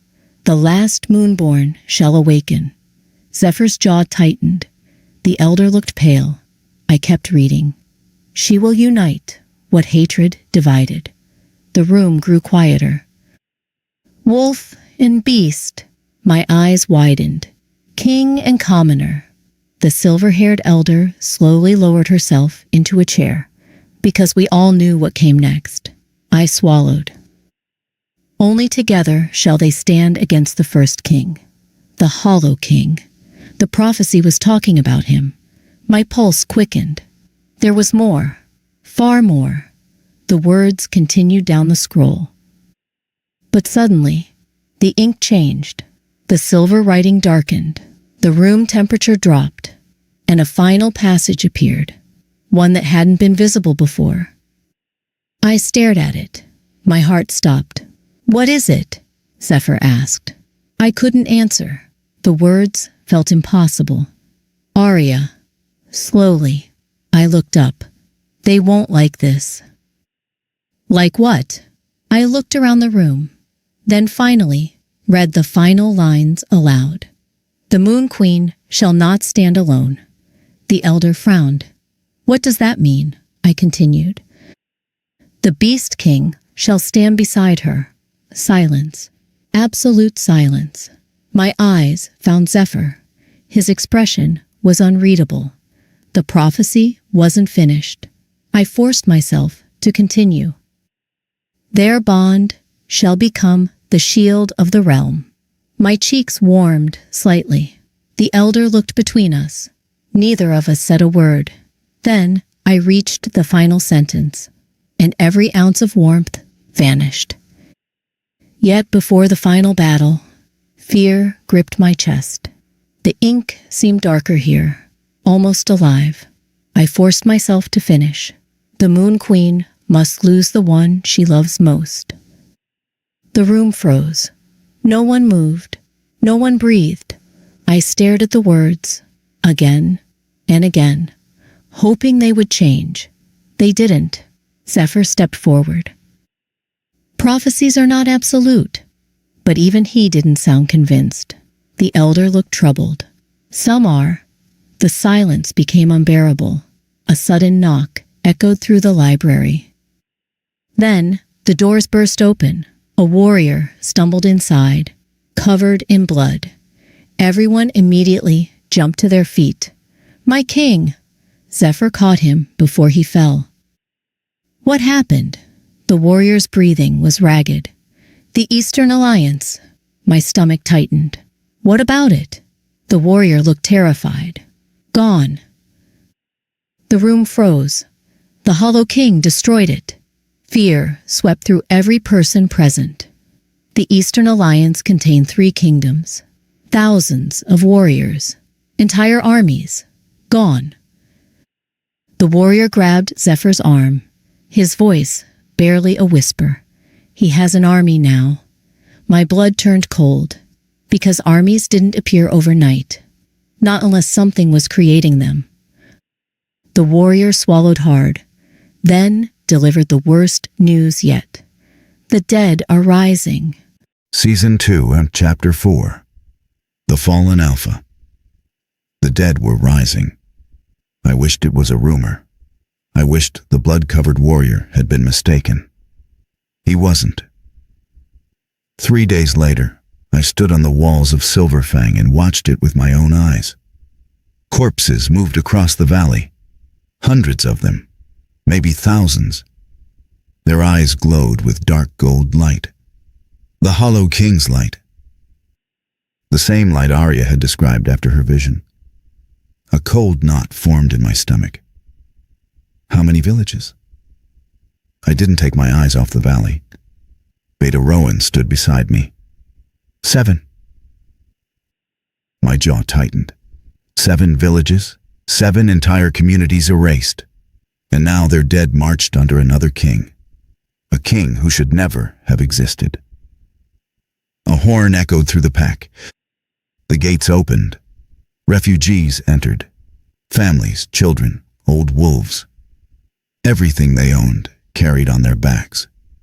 Silverfang was becoming a shelter that couldn't protect them. Not if the Hollow King kept advancing. Rowan handed me another report. I scanned it quickly. The numbers were worse than yesterday. Every day they were worse. Every day another territory vanished. Another army fell. Another kingdom retreated. The Hollow King wasn't conquering the realm. He was consuming it. A voice interrupted my thoughts. "Alpha." I turned. Celeste stood behind me. The sight of her no longer stirred anything. Not anger, not affection, nothing. Just regret. She folded her arms. "The council is waiting." I looked back at the valley, then let them wait. Her expression hardened. "This is serious." I laughed bitterly. "That's the first true thing you've said to me in months." The silence between us became uncomfortable. Good. It should have been. Eventually she spoke. "You still blame me?" I looked at her. "Shouldn't I?" She had no answer. Because we both knew the truth. Her family had manipulated the alliance. They had manipulated me. But I wasn't innocent. Nobody forced me to reject Aria. The choice had been mine. That guilt belonged to me alone. Celeste lowered her gaze. "The Hollow King will destroy us all." For once, she sounded sincere. I nodded. "I know." The problem was, I didn't know how to stop him. The council meeting lasted hours. Arguments, fear, desperation. No solutions, only bad choices. Attack, retreat, fortify, hide. None of it mattered. The Hollow King kept winning. As the meeting ended, Rowan approached me. "There's something you should see." His tone immediately caught my attention. "What is it?" "Come." We rode north. Only a few scouts accompanied us. The journey took most of the day. The farther we traveled, the stranger the land became. The trees were dying. The rivers had turned dark. Even the sky seemed wrong. Then we reached the ruins. My horse stopped. So did my heart. Silverfang's northern outpost no longer existed. Neither did the mountain beside it. Only a massive crater remained. The destruction stretched for miles. No battle, no siege, just annihilation. I slowly dismounted. "What happened here?" One of the scouts pointed. At first, I didn't see it. Then I realized what he meant. Footprints. Huge footprints. Each one larger than a wagon. My blood ran cold. No creature should have been that size. Not even Zephyr. Not even the Beast King. Rowan knelt beside one of the tracks. The survivors all said the same thing. I swallowed. "What?" The beta looked up. "Titan." Fear crawled through me. Because ancient stories spoke of creatures like that. Creatures from the age before kingdoms. Creatures that served the first king. The Hollow King. A distant scream echoed across the valley. Everyone froze. Another scream followed. Then another. My wolf immediately growled. We weren't alone. Figures emerged from the forest, dozens of them. Torn clothes, pale skin, golden eyes. The dead. The scouts raised their weapons. Too late, there were hundreds, maybe more. An entire wave surged from the trees. "Ride!" I shouted. Chaos exploded. The dead charged. We mounted our horses and fled. The horde followed. Relentless, endless. No fear, no exhaustion, just hunger. As we raced across the valley, I glanced back and saw something standing above them, watching. A giant, at least 30 feet tall.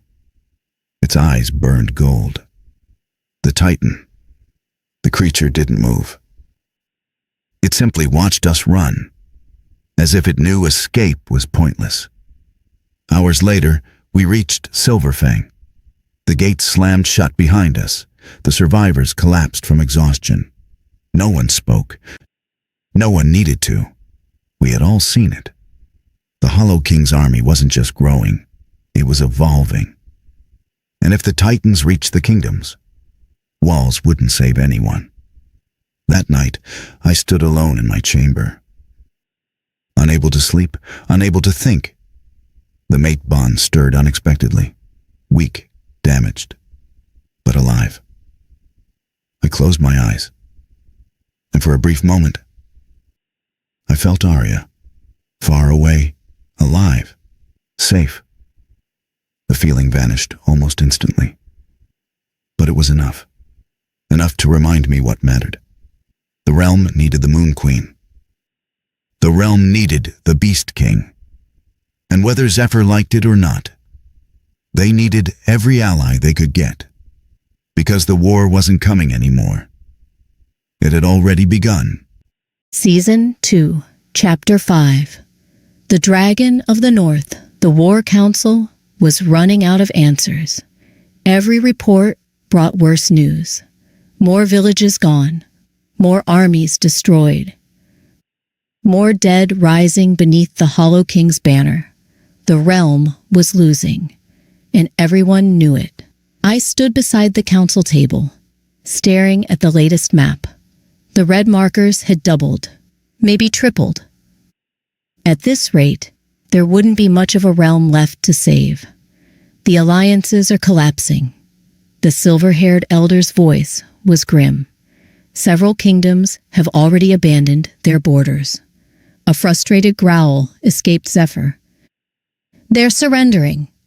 They're surviving," another council member replied. The room fell silent, because neither of them was wrong. A knock interrupted the meeting. Before anyone could respond, the doors opened. A hooded traveler entered. Dust covered his cloak. His face was hidden. Every guard immediately reached for a weapon. "State your business." Zephyr's voice echoed through the chamber. The traveler slowly lowered his hood. An old man, human. At least, he appeared human. His eyes found me instantly. The moonborn air, a chill ran through me. "Who are you?" The old man smiled. "A messenger. I hated mysterious people, especially lately." "A messenger from who?" The smile widened. "The North." The room immediately grew tense. The North. Even I knew the stories. Frozen mountains, ancient ruins, dragons. Most believed they were myths. The old man reached inside his cloak. Several warriors moved. Zephyr stepped in front of me. The old man laughed softly. "If I wished her harm, Beast King, I wouldn't have traveled this far." He placed a silver object on the table. A scale. A dragon scale. The room froze. It shimmered with blue light. Ancient power radiated from it. Nobody spoke. Nobody moved. The old man looked directly at me. "The guardian has awakened." My pulse quickened. "What guardian?" The old man's expression turned serious. "The last dragon." Silence. Absolute silence. The elder slowly stood. "That's impossible." The old man shrugged. "Tell him that yourself." Every eye remained fixed on the scale. Because deep down, nobody believed it was fake. The old man pointed toward the map. "The Hollow King is growing stronger." No one argued. The only creature alive who has fought him and survived waits beyond the northern peaks. My heart skipped. The last dragon. The elder immediately understood. "You want us to seek an alliance?" The old man nodded. "Before it's too late." Zephyr folded his arms. "And if the dragon refuses?" The old man looked at him. "Then pray." The room went silent again, because that wasn't reassuring at all. The journey began at dawn. Zephyr insisted on coming. So did I. The elder sent several elite warriors with us, including Rowan, much to Zephyr's annoyance. The trip north took days. The farther we traveled, the colder the world became. Snow covered the ground. Mountains pierced the clouds. The air itself seemed sharper. By the 7th day, we reached the northern peaks. I had never seen anything like them. The mountains looked endless, ancient, untouched, as if they existed before the rest of the world. Rowan stopped suddenly. "What is that?" Everyone looked up. My breath caught. A massive shadow crossed the snow. Too large to be a bird. too large to be anything normal. The shadow disappeared behind the mountains. No one spoke. Then a roar echoed across the peaks. The sound shook the earth. My horse nearly threw me. The warriors looked terrified. Even Zephyr's expression hardened. That wasn't a roar. It was a warning. A second roar followed, closer this time. Snow fell from nearby cliffs. The mountains themselves seemed to tremble. Then we saw it. A creature emerged from the clouds. Wings larger than fortress walls, silver blue scales, golden eyes. The dragon, the last dragon. My heart stopped. The creature circled above us once, twice, then landed. The impact shook the mountain. Snow exploded into the air. The dragon lowered its enormous head.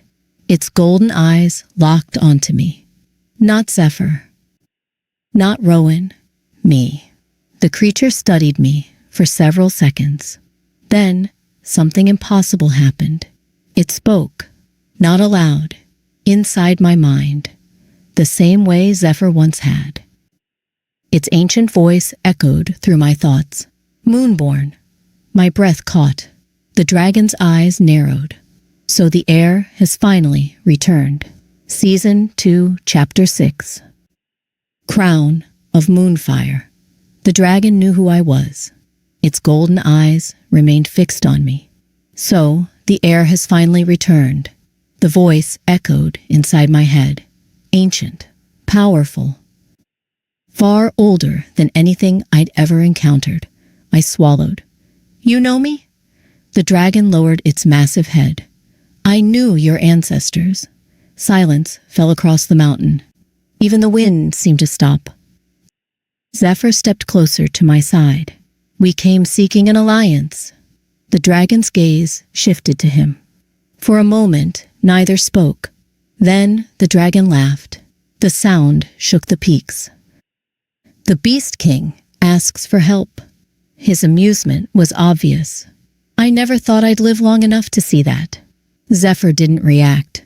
I'll survive the embarrassment. The dragon laughed again.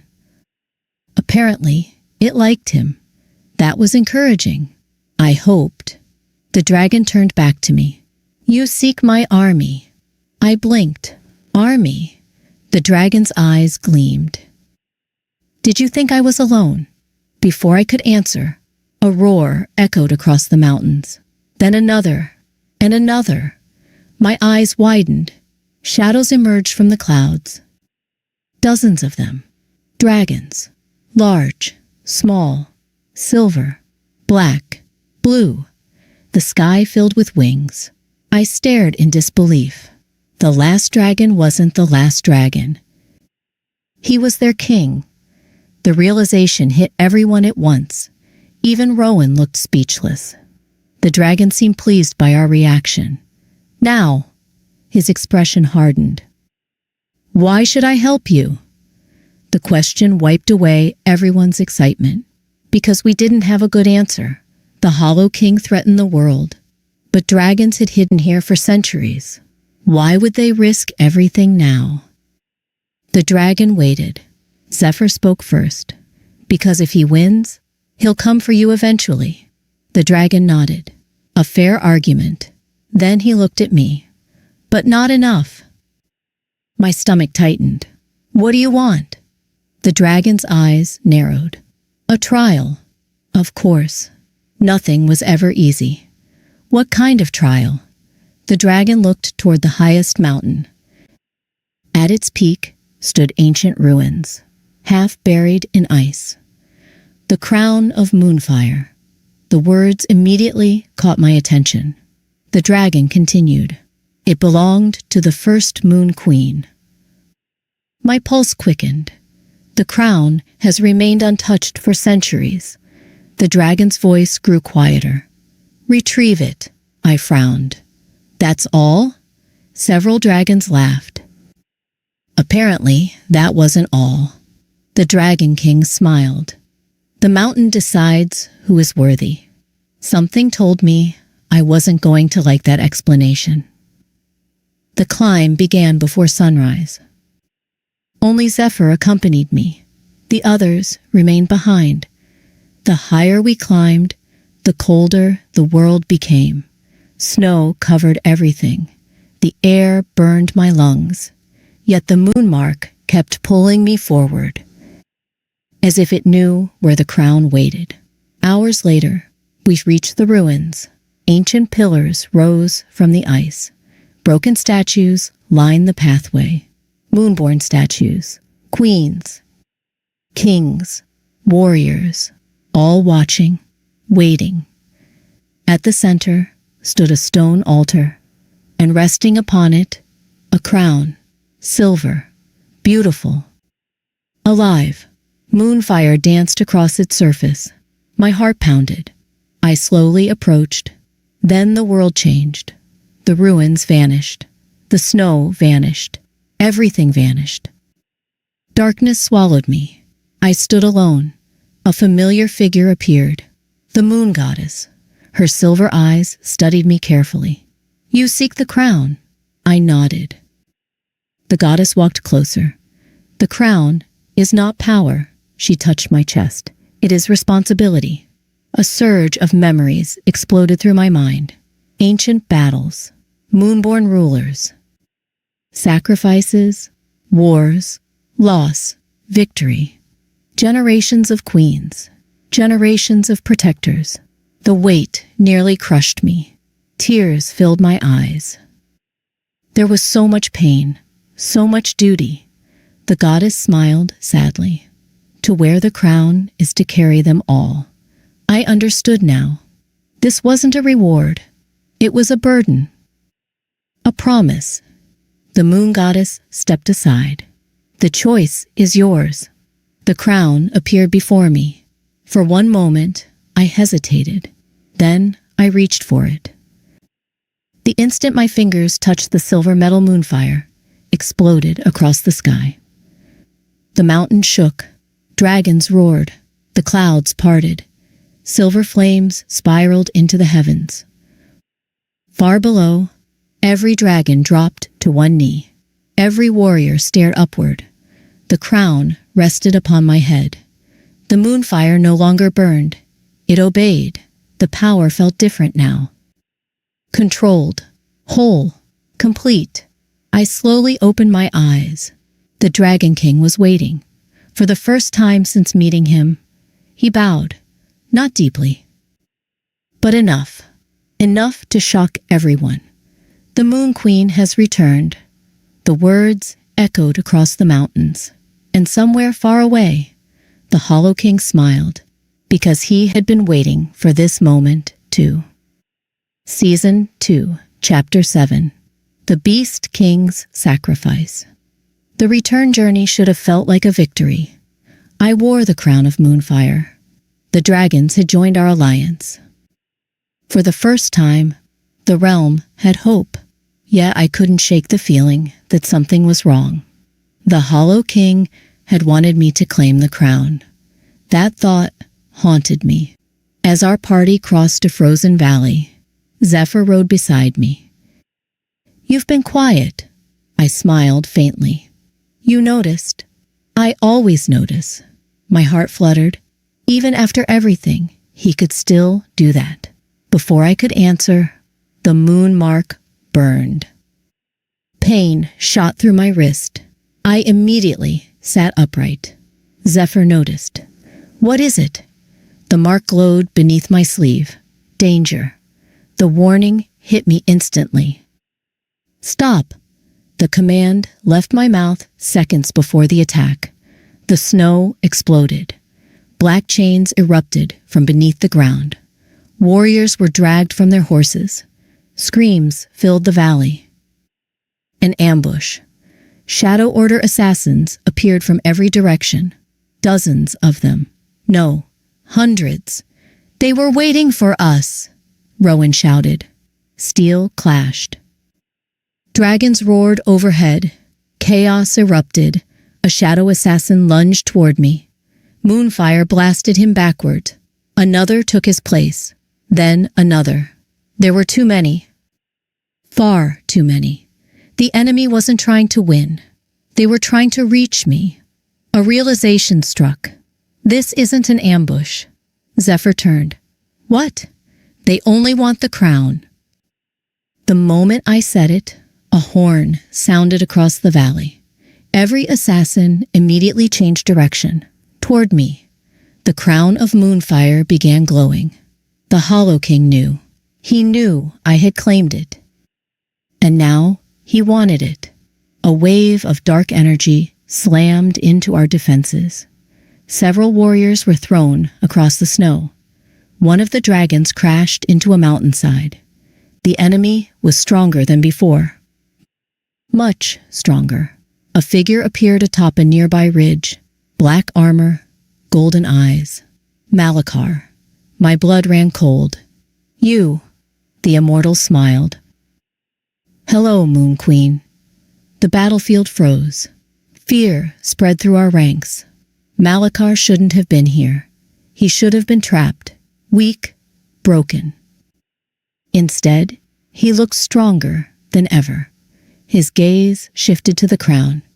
I've waited a very long time for that. Moonfire ignited around my hands. Come take it. The smile widened. Gladly. Darkness exploded from his body. The entire valley shook. Snow melted instantly. The sky turned black. I unleashed moonfire. Silver and darkness collided.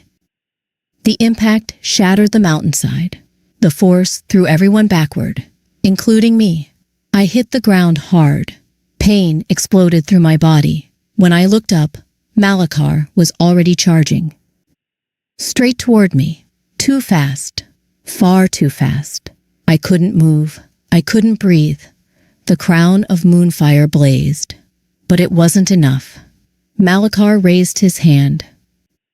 Dark energy gathered. Death gathered. Then Zephyr stepped between us. No. One word. One impossible act. The darkness struck him instead. Everything stopped. The valley fell silent. My heart stopped. Zephyr staggered. Blood spread across his chest. A lot of blood. Far too much blood. No. The word barely escaped my lips. Malachar frowned, almost disappointed. The Beast King smiled. Actually smiled. Then he collapsed. The world shattered. Zephyr! I reached him before he hit the ground. His blood stained my hands. His breathing was weak. Too weak. The crown of moonfire burned. The moon mark burned. Everything burned. But none of it mattered, because Zephyr was dying. Stay with me. My voice broke. Stay with me. His hand found mine. Weakly, painfully. Yet still searching for me. Aria. Tears blurred my vision. Don't. A faint smile touched his lips. You look terrible when you cry. A laugh escaped me. Broken. Hopeless. That's your joke? He nodded slightly. The movement cost him. I could see it. The Hollow King's power was spreading through his wounds, corrupting him, killing him. The realization hit me. This wasn't an ordinary injury. He couldn't heal from it. Fear consumed me, because suddenly, the prophecy echoed inside my head. Before the final battle, the Moon Queen must lose the one she loves most. No, the word escaped before I could stop it. The prophecy, the sacrifice. It wasn't talking about a kingdom. It wasn't talking about the crown. It was talking about him. Malachar laughed from across the battlefield. You understand now. Rage exploded inside me. Moonfire erupted from every direction. The snow became silver flame. The mountains shook. Even dragons retreated. For the first time, Malachar looked concerned. Good, because if Zephyr died today, the Hollow King would learn exactly how dangerous a grieving Moon Queen could become. Season 2, Chapter 8. The Siege of Nightfall. Zephyr wasn't dead. but he was close. Too close. For 3 days, he remained unconscious. 3 days of waiting, 3 days of fear, 3 days of pretending I wasn't falling apart.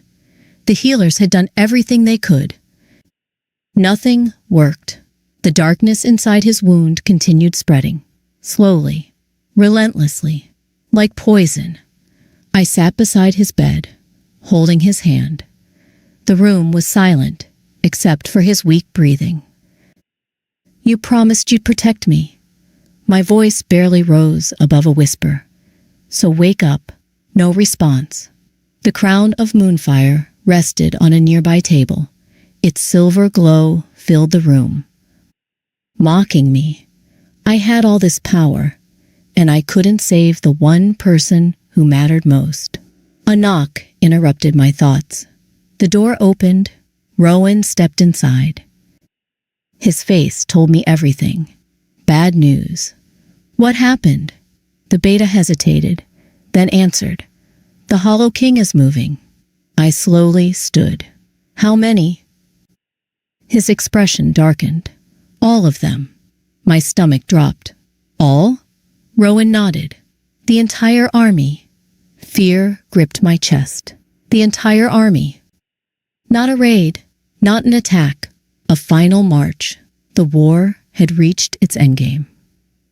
Nightfall Fortress stood at the heart of the Alliance, the last great stronghold between the Hollow King's army and the remaining kingdoms. If Nightfall fell, everything fell. I stood atop the fortress walls, staring at the horizon. Thousands of soldiers filled the battlements. Wolves, beasts, humans. Dragons circled above. The Alliance had gathered every warrior it could find. Yet it still didn't feel like enough. A horn echoed across the plains. Then another. Then another. The enemy had arrived. My breath caught. The horizon turned black. An endless army stretched from one end of the world to the other. Undead soldiers, shadow warriors, corrupted beasts, giants, titans. Everything marched beneath the Hollow King's banner. And at the center, him, the Hollow King. For the first time, I saw him clearly. Ancient black armor covered his body. Darkness flowed around him like smoke. His golden eyes glowed brighter than the sun. The pressure of his presence alone made warriors step back. This was the first king. The conqueror who nearly destroyed the world, and he was finally free. The fortress gates trembled, not from fear, from his power. The Hollow King raised his hand. The entire battlefield fell silent. Then he spoke. One sentence.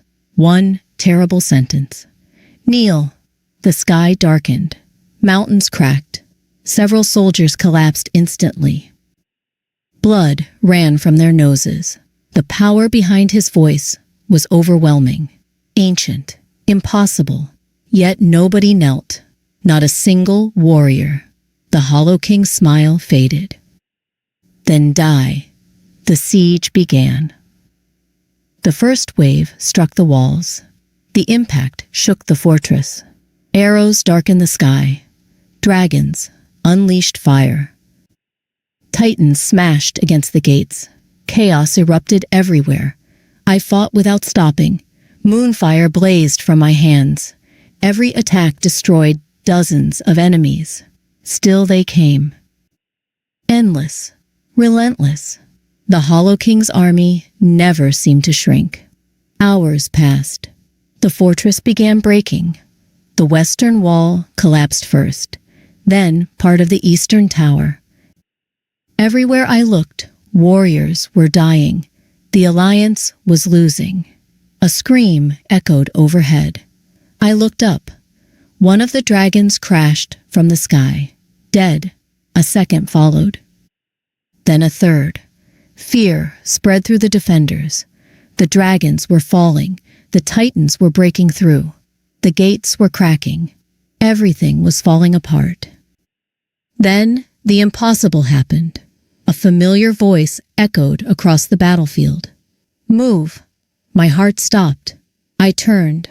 The crowd parted. Zephyr stood there, alive. The Beast King looked pale. His armor was damaged. His wound hadn't fully healed, but he was standing. The alliance erupted into cheers. Relief nearly brought tears to my eyes. You're supposed to be resting. A faint smile appeared. You sound disappointed. I laughed despite myself, then threw my arms around him. For one brief moment, the war disappeared. Only for a moment. Then the Hollow King's voice thundered across the battlefield. So, his golden eyes fixed on Zephyr. The beast survives. The Hollow King stepped forward. The earth cracked beneath his feet. Darkness spread across the battlefield. Warriors retreated instinctively. Even dragons backed away. The first king had entered the battle. And somehow, I knew the worst was still coming. Chapter 9, Queen of Wolves and Beasts. The Hollow King had entered the battlefield. Everything changed. Warriors who had stood their ground moments earlier suddenly looked afraid. I couldn't blame them. The first king wasn't a myth anymore. He was standing in front of us, alive, real, and terrifying. Darkness rolled from his body like a living storm. Where it touched the ground, stone crumbled, grass withered. Even the air felt poisoned. Beside me, Zephyr's jaw tightened. Stay close. I almost laughed. The Hollow King could level mountains. Being close to Zephyr wasn't going to save me. Yet, somehow, it still made me feel safer. The first king raised his hand. Dark energy gathered around him. A titan stepped forward. Then another, and another. 5 of them, each larger than fortress towers, each carrying weapons forged from black stone. The alliance lines wavered. Fear spread. Exactly what the Hollow King wanted. A smile touched his lips. Look at them. His voice echoed across the battlefield. Wolves. He pointed toward our warriors. Beasts. His gaze shifted. Humans. Then the dragons overhead. So many enemies pretending to be allies. Silence followed. The Hollow King laughed. You still don't understand. His golden eyes swept across the battlefield. You were never meant to stand together. Murmurs spread through the alliance. Doubt, fear, distrust. The old divisions, the old wounds. The first king was reopening all of them. I felt it happening. The alliance was cracking. Not physically, emotionally. And if it broke now, we were finished. The Hollow King knew it too. Ask yourselves. His voice softened. How long will they stand beside you once victory is won? No one answered, because everyone had wondered it before, even me. The silence became dangerous. Then I stepped forward. Zephyr grabbed my arm. Aria. I gently pulled free. No. The Hollow King's smile widened. He thought I was making a mistake. Good.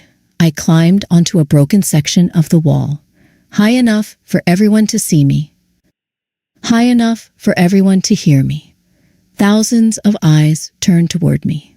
Wolves, beasts, humans, dragons, all waiting. I took a deep breath, then spoke. He's right. The battlefield froze. Even Zephyr looked surprised. The Hollow King's smile grew, until I continued. We were enemies. The smile disappeared. I pointed toward the alliance. We fought each other.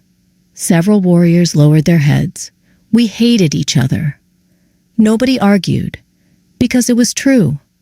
But we're still here. My voice grew stronger. We're standing together right now. The Hollow King's expression darkened. I pointed directly at him. You know why? Silence. Because for the first time in centuries, he didn't have the answer. I did. Because fear built your kingdom. Moonfire began glowing around me. Fear built your army. The silver flames grew brighter.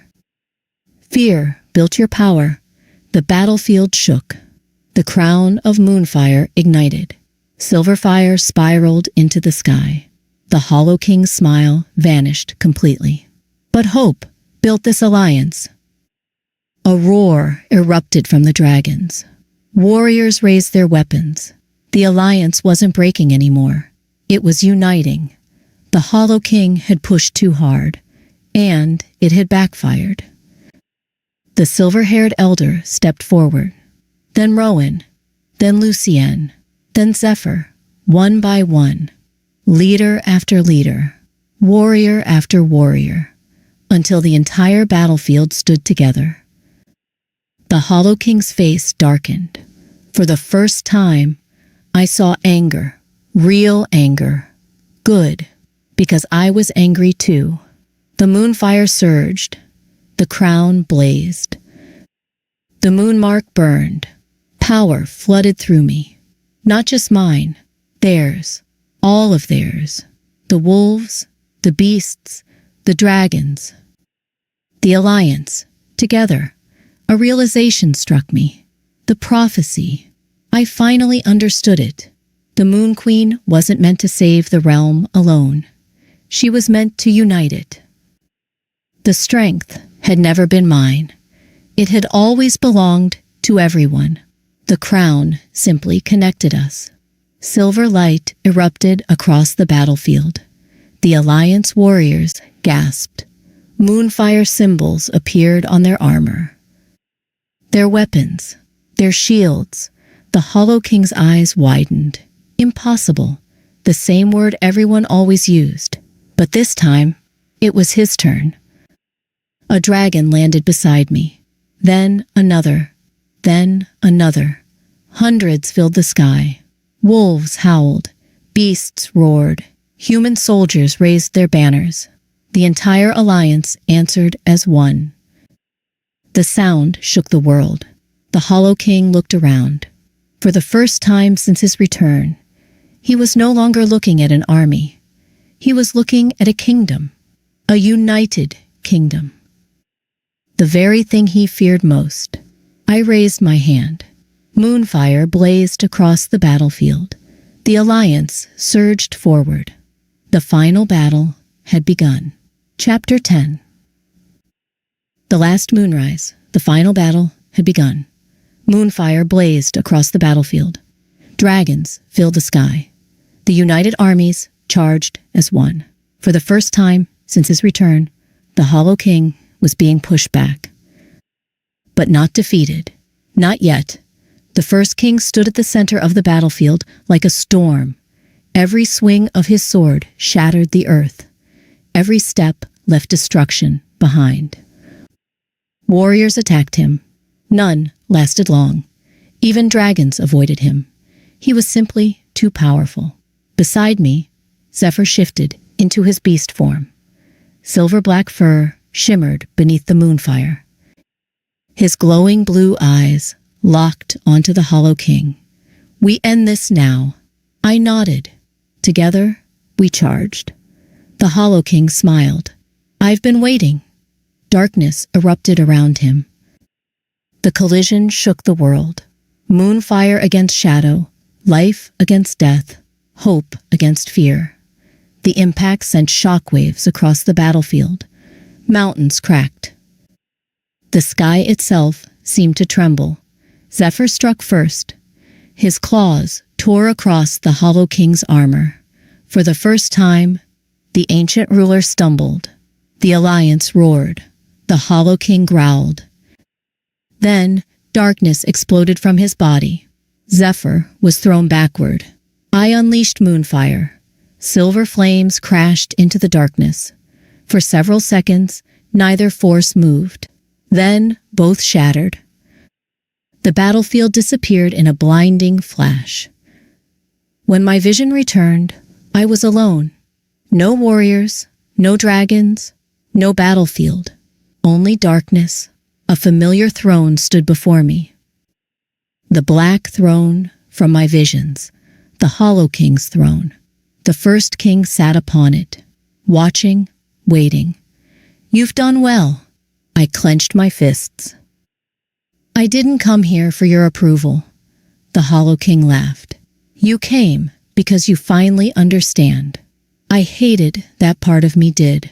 The crown, the moonborn, the prophecy. Everything had led to this moment. The Hollow King slowly stood. You and I are the same. No, his smile widened. We both unite people. I stared. You rule through fear, and you rule through hope. The darkness around him stirred. Both are forms of power. For a moment, I understood why he had conquered the world. He believed what he was saying. He truly believed he was right. The realization terrified me, because monsters who know they're monsters can be stopped. Monsters who believe they're heroes are far more dangerous. The Hollow King stepped closer. Join me, I laughed. Actually laughed. His expression darkened. You destroyed kingdoms. You destroyed bloodlines. You murdered generations. Moonfire ignited around me. And you think I'd join you? The Hollow King's eyes narrowed. I think you'll fail without me. The crown of moonfire blazed. The moon mark burned. Silver light filled the darkness. No, for the first time, uncertainty appeared on his face. I raised my hand. The silver light intensified. I'm not alone. The darkness shattered. The battlefield returned. The Alliance was still fighting, still standing, still believing, and suddenly, I could feel them. Every wolf, every beast, every dragon, every warrior, the United Kingdom. Their strength flowed through the crown, not as power, as faith, hope. The thing the Hollow King never understood, the thing he could never control. The first king's confidence finally cracked. What have you done? I smiled. United the realm. Moonfire erupted from the sky. The Hollow King roared. Darkness surged upward to meet it. The final clash began. Light and shadow collided. The world shook. The battlefield vanished beneath silver fire. The Hollow King's scream echoed across the mountains. Cracks spread across his armor, across his body, across his throne, across his kingdom of darkness. The first king staggered. No, for the first time, fear filled his voice. The same fear he had inflicted on others for centuries. The moonfire consumed him. The darkness shattered. The Hollow King fell to his knees. His golden eyes met mine. For a brief moment, he looked tired, ancient, broken, defeated. Then he smiled, a sad smile. Almost human. Perhaps, his voice faded. This world is finally ready. The darkness dissolved. The Hollow King vanished, and the war ended. Sunlight broke through the clouds. For the first time in what felt like forever, the battlefield fell silent. Then cheers erupted, louder than anything I'd ever heard. The Alliance had won. The realm had survived. Tears filled my eyes. Not from sadness, from relief. A familiar hand found mine. Zephyr. I turned toward him. He smiled.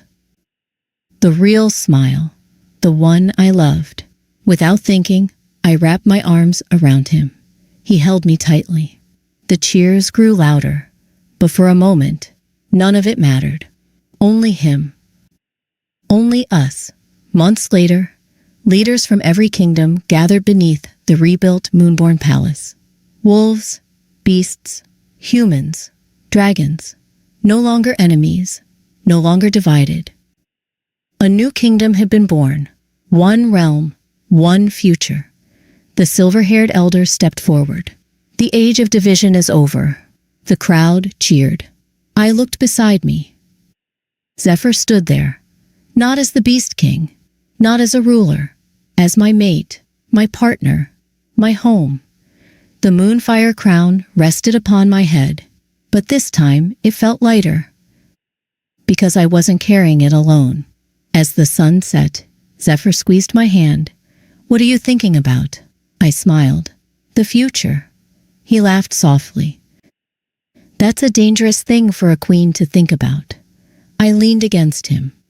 "Good thing I'm not alone." Above us, dragons crossed the sky. The realm celebrated, and beneath the first peaceful moonrise in centuries, a new legend began.